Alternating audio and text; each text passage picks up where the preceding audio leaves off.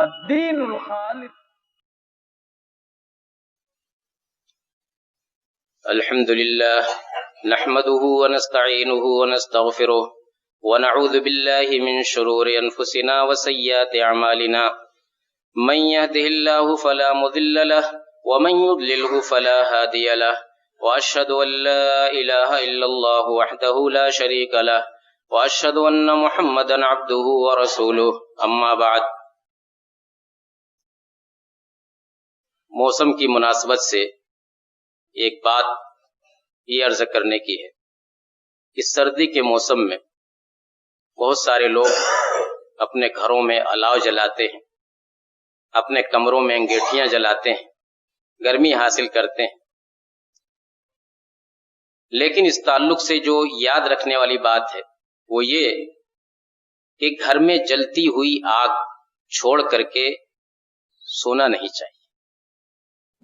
بسا اوقات آدمی خیال نہیں کرتا، گرمی حاصل کرنے کے لیے کمرے کے اندر انگیٹھی جلا کر کے، کوئلہ جلا کر کے چھوڑ دیتا ہے، دروازہ بند کر کے سو جاتا ہے.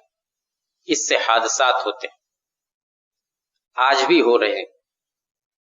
لیکن پیارے نبی جناب محمد الرسول اللہ صلی اللہ علیہ وسلم نے آج سے 1400 سال پہلے ہم کو متنبہ کر دیا تھا. مدینے کا واقعہ ہے. ایک مرتبہ مدینے میں کسی گھر میں رات میں آگ لگ گئی. جب پیارے نبی کو بتلایا گیا تو آپ نے فرمایا کہ ان هذه النار انما هي عدو لكم فاذا نمتم فاطفئوها عنكم.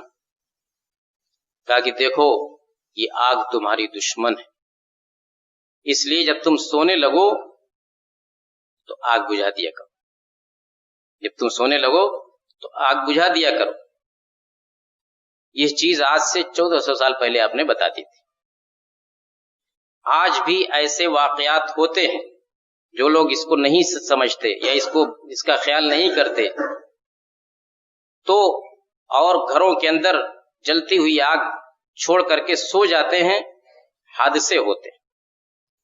ایک ایک گھر سے کئی کئی لاشیں نکلی ہیں ہمارے سامنے، محض اسی وجہ سے کہ انہوں نے گھر میں جلتی ہوئی آگ چھوڑ کر کے وہ سو گئے، دروازہ بند. آکسیجن وغیرہ کے مسائل پیدا ہوتے ہیں اس میں. صبح معلوم ہوا کہ کمرے میں 4 آدمی سو رہے تھے، چاروں کے چارے فوت ہو، سب کے سب فوت ہو گئے. ایک گھر سے 4 جنازہ ایک ساتھ نکلا. میرے بھائیوں، اللہ کی شریعت اس میں خیر ہی خیر ہے.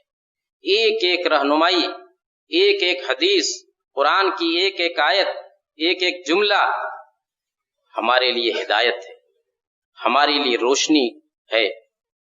ہم اس کو سمجھیں اور اس پر عمل کرنے کی کوشش کریں. اللہ تعالی ہمیں اس کی توفیق عطا فرمائے. اللہم اعز الاسلام والمسلمین، اللہم اعز الاسلام والمسلمین واخذل الكفرة والملاحدة والمبتدعة والمشركين.